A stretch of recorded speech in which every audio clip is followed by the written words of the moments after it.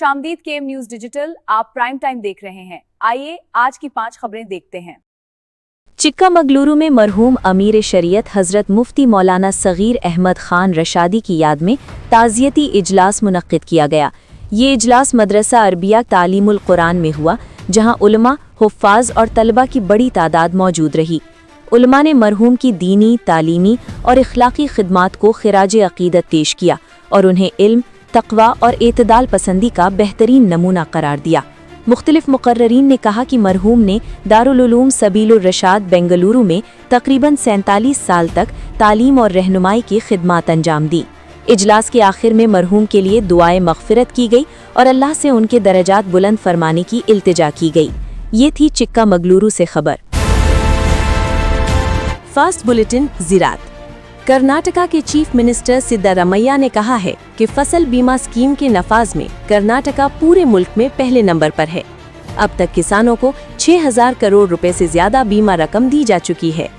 बेंगलुरु में international trade fair 2026 के दौरान सीएम ने किसानों पर जोर दिया कि वो सिर्फ फसल उगाने तक महदूद न रहें, बल्कि पोस्ट हार्वेस्ट एक्टिविटीज जैसे स्टोरेज, प्रोसेसिंग, पैकेजिंग और मार्केटिंग में भी शामिल हों। सीएम ने कहा कि सरकार बेहतर बीज, खाद और जरूरी दवाएं फराहम कर रही है और 1500 करोड़ रुपए की सब्सिडी ज़िराती मशीनरी के लिए दी जा रही है। उन्होंने विमेन फार्मर्स की बढ़ती हुई हिस्सेदारी को सराहा और कहा कि आज अवार्ड जीतने वाली खवातीन किसान दूसरों के लिए मिसाल हैं। सिद्धारमैया ने मनरेगा को खत्म करने की कोशिश पर तनकीद की और किसानों से अपील की कि वो अपने हक के लिए मुत्तहिद हों। सीएम ने कहा कि ज़िरात तभी मुनाफा बख्श बनेगी जब पोस्ट हार्वेस्ट ज़िरात को फरोग दिया जाएगा। ये थी ज़िरात से जुड़ी बड़ी खबर। Fast bulletin politics. West Bengal की चीफ मिनिस्टर ममता बनर्जी ने chief election commissioner Gyanesh Kumar के खिलाफ इम्पीचमेंट का इशारा दिया है।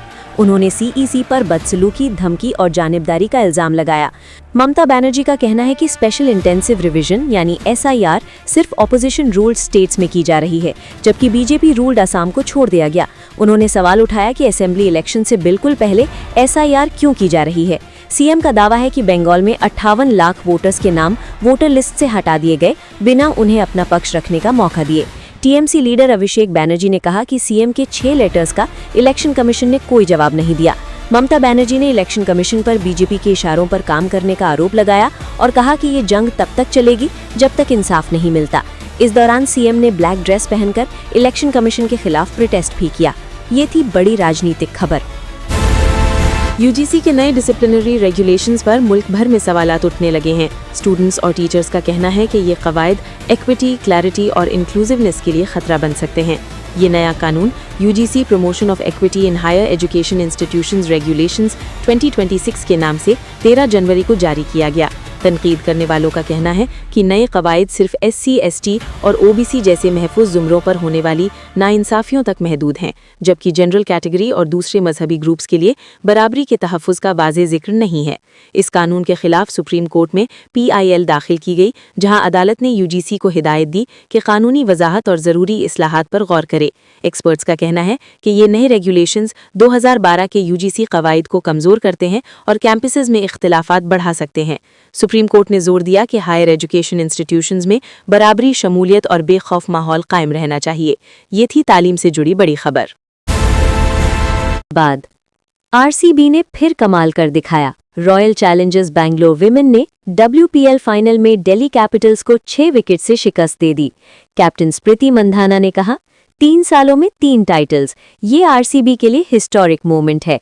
204 रन्स का बड़ा टारगेट RCB ने स्ट्रॉन्ग कॉन्फिडेंस के साथ चेज किया।